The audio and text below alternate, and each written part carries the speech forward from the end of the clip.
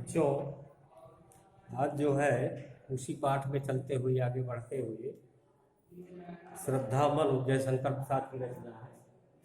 जयशंकर प्रसाद श्रद्धामन, और उसी को छंद के आगे बताते हुए जो बताया गया उसकी उसी के आगे। किंतु जीवन कितना निरुपाय मिला है, लिया है देख नहीं संदेह। जीवन बहुत बड़ा होता है और उसमें किसी का कोई बस नहीं चलता। जीवन में क्या क्या करना पड़े, क्या क्या हो, कुछ कहा नहीं जा सकता। और इसमें किसी ने कुछ देखा भी नहीं, इसमें संदेह भी नहीं करना चाहिए। निराशा है जिसका परिणाम, लेकिन जीवन में कभी व्यक्ति को निराश नहीं होना चाहिए या हताश नहीं होना चाहिए। तो इसलिए हमें आशा रखनी चाहिए। आशा की किरण कभी न कभी जो है आपको पार लगा देती है, अपने उस लक्ष्य की प्राप्ति के लिए वो सहयोग करती है।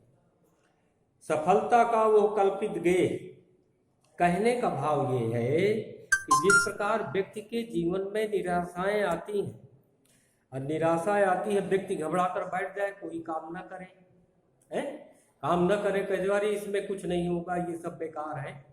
तो कहने का भाव ये है कि वो सफलता का कल्पना रूपी घर है। व्यक्ति को जीवन में आशा रखनी चाहिए। आशा एक जीवन है, ये मान के चलना चाहिए। प्रयास हमारा करना कर्तव्य है, फल देना ईश्वर का कर्तव्य है। हम ये मानकर बैठ जाएं कि ये काम नहीं करना है, इसमें कोई लाभ नहीं होगा, ये तो हमारी सबसे बड़ी जीवन की भूल होगी। इसलिए हमको जो है विश्वास रखना चाहिए और निराशा नहीं बल्कि आशा रखनी चाहिए। कहा आगंतुक ने संदेह स्नेह।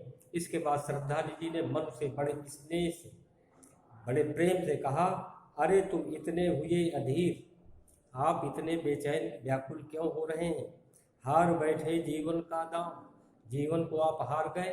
जीवन बहुत बड़ा होता है, व्यक्ति को कभी हार नहीं माननी चाहिए। जीतते मरकर जिसको भी।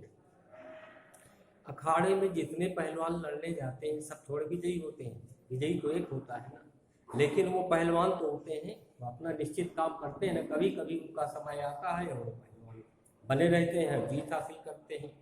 इसलिए तप नहीं केवल जीवन सत्य, जीवन को भी देखो, तपस्या को भी देखो। जीवन जो है ईश्वर के दिया गया, ईश्वर के द्वारा दिया गया है। करुण या क्षणिक दीन अवसाद, और दया ये क्षण भर के लिए है, दया क्षण भर के लिए, दीनता क्षण भर के लिए दुख, निराशा। तो ये सब चीज का एक जोड़ा होता है, जोड़े के अनुसार ये सब चलती है। जैसे रात और दिन, यश और अपयश, हानि और लाभ, जीवन और मरण, जन्म और मृत्यु, रात और दिन, इस तरह से ये सब चीजें होती हैं। अगर आशा है तो निराशा भी होगी, निराशा है तो इसके बाद आशा भी होगी, दिन है तो इसके बाद रात आएगी, रात है तो रात भी समाप्त होगी, दिन आएगा। कोई बिजनेस करते हैं, कोई धंधा करते हैं, व्यापार करते हैं, तो उसमें भी अगर लाभ हो रहा तो कभी कभी हानि भी होती है, तो उसको स्वीकार करना चाहिए। ये सब चलता रहता है। तरल आकांक्षा से है भरा सो रहा आशा का हला। तरल जैसे जल है, तेल है, तो आदमी की जो इच्छा होती है वो हर जगह है और उसी में आशा छिपी हुई है, निराशा में ही आशा छिपी हुई है। प्रकृति के यौवन का श्रृंगार करेंगे कभी न बासी फूल। ये प्रकृति है, प्रकृति का अगर श्रृंगार करना है तो जो बासी फूल हो गए हैं, जो मैच्योर होकर के जमीन में गिर गए हैं, उनसे जो है पृथ्वी का या प्रकृति का श्रृंगार नहीं हो सकता। श्रृंगार किस चीज से हो सकता है?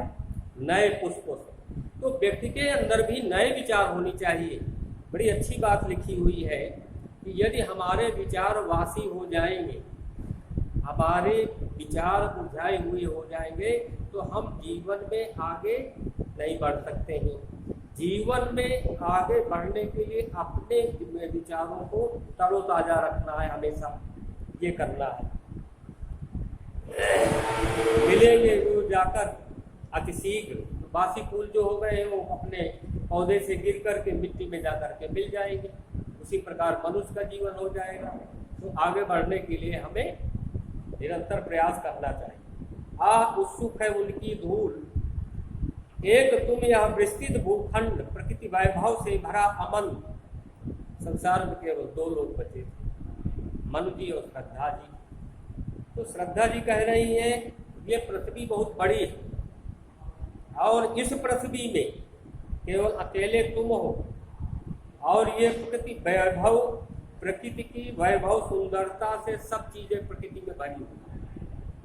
आप देखिए पृथ्वी है, इसी पृथ्वी में जल भी है, इसी पृथ्वी में लोहा भी है, कोयला भी है, चाक भी है, गेहूं भी है, संगमरमर भी है, बड़े बड़े पत्थर भी हैं, है ना। और लोहा, पीतल, तांबा, जस्ता, सोना, चांदी, हीरा, मोती, पन्ना, पुखराज, प्राकृतिक गैस सब कहाँ से निकलती है? सब पृथ्वी से ही तो निकलती है। तो कहने का मतलब प्रकृति वैभव से भरा अमन, कर्म का भोग, भोग का कर्म, कर्म का भोग। जैसा जो कर्म करता है वैसा वो भोगता है और वही भोग के अनुसार उसको कर्म भी करना पड़ता है। जड़, यही जड़ का चेतन आनंद, यही जड़ और चेतन का आनंद है। अगर गलत काम करते हैं उसकी सजा आपको भोगनी पड़ेगी, अच्छा कार्य करते हैं उसका भी आपको लाभ मिलेगा। तो व्यक्ति को जीवन में हमेशा अच्छा कार्य करने के लिए ही उत्साहित रहना चाहिए और अच्छा कार्य करना चाहिए। जो गंदा, जैसे आप चोरी करेंगे तो निश्चित है आपको जेल जाना पड़ेगा, आप नशा करेंगे तो आपकी आदतें खराब हो जाएंगी, पैसा भी खर्च होगा और आपका शरीर भी क्षीण हो जाएगा। इस तरह से कर्म का भोग, है ना। रामचरितमानस में बाबा गोस्वामी तुलसीदास जी ने लिखा है, कर्म प्रधान विश्व रचिरा था, जो जस करई तो तत्फल चाहे। कर्म की प्रधानता है। विद्यार्थी हैं, आप पढ़ेंगे तो पास होंगे, नहीं पढ़ेंगे तो पास तो होंगे या नहीं होंगे अलग की बात ही, लेकिन पास भी होंगे तो नंबर आपके बहुत कम आएंगे। इसलिए आपको बहुत बुरा महसूस होगा। इसलिए आपको कर्म करना चाहिए, प्रयास करना चाहिए। अकेले तुम कैसे असहाय। श्रद्धा जी कहती है आप अकेले नहीं, आप असहाय नहीं है। यजन कर सकते तुच्छ विचार, सृष्टि का निर्माण केवल एक व्यक्ति नहीं कर सकता, उसके सहयोग के लिए कोई, उसके सहयोग के लिए।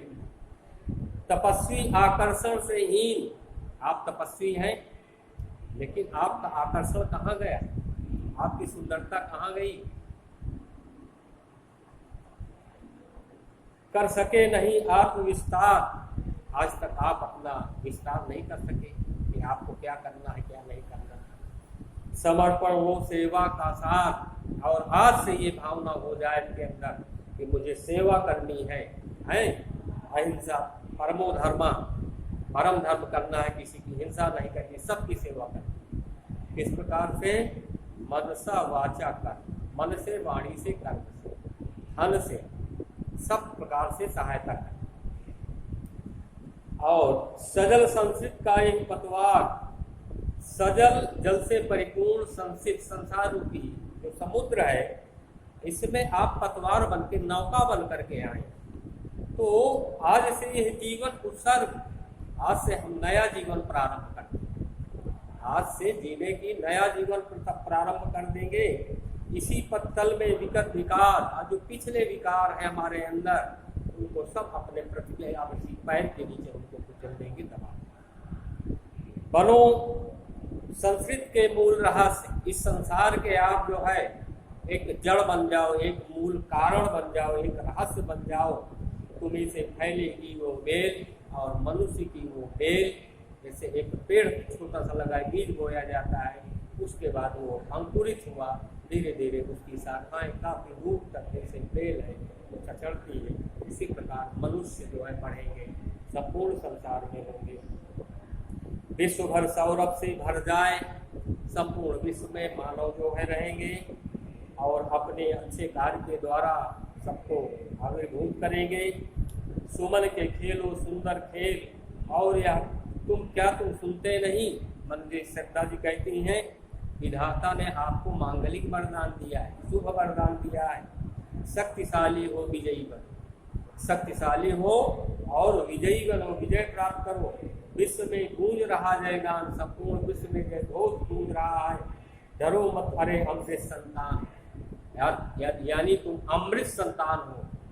अमृत कहते हैं जो अमर हो, तो यहाँ तो कोई अमर है नहीं, इसलिए मनुष्य के लिए कहा गया है डरने की आवश्यकता नहीं।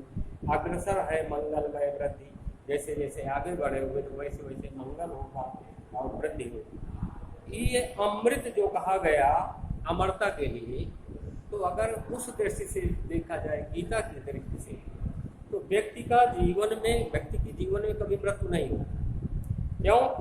शरीर मरता है, शरीर 5 तत्व से मिलकर के बना है ना। तो ये शरीर मरता है और व्यक्ति नहीं मरता है, आत्मा नहीं मरती है। तो शरीर ये जीवात्मा तो अमर होती है ना, इसलिए वो अमरता कहा गया है।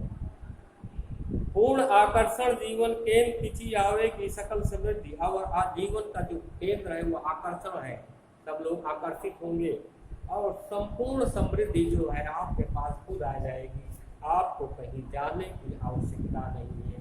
विधाता की कल्याणी सृष्टि सफल हो इस भूतल पर पूर्ण, ब्रह्मा जी ने जो उनको वरदान दे के भेजा है कल्याण करने के लिए, इस पृथ्वी पर पूर्ण हो। उन्हें चिनगारी सदर सदर चलती रहे खड़ी सानंद, और जो जिनके गंदे विचार हैं उनको एक आग की चिनगारी की तरह उनके घमंड को चलती रहे, आपको आनंद मिलता रहे। आज से मानवता की कीर्ति, आज से आप मनुष्य के मानवता की कीर्ति हवा पृथ्वी जल में बंद नहीं रहेगी। जलध की कूटे कितने उस, और समुद्र में जितनी भी लहरें उत्पन्न होती हैं वहाँ डीव भी होते हैं, कछुए भी समुद्र में डूबते उतराते हैं, किंतु वह खड़ी रहे दृढ़ मूर्ति। लेकिन मनुष्य की मानवता एक मूर्ति की तरह स्थित रहे और आगे बढ़ने का उपाय करती रहे। जो शक्ति के विद्युत कण इधर उधर फैले हुए हैं, बिखरे हैं, निर्वाय हैं, उनका सब एकता के भाव में पिरोकर आपको चलना है और समन्वय उसका करें, समस्त विजयनी मानवता हो जाए। समूह के मनुष्य के अंदर जो मानवता है तो सबके अंदर, मनुष्य के अंदर मानवता आ जाए और वो मानव अच्छे ढंग से जीवन व्यतीत करने लगे। बस यही रामायण से दिया गया है। धन्यवाद।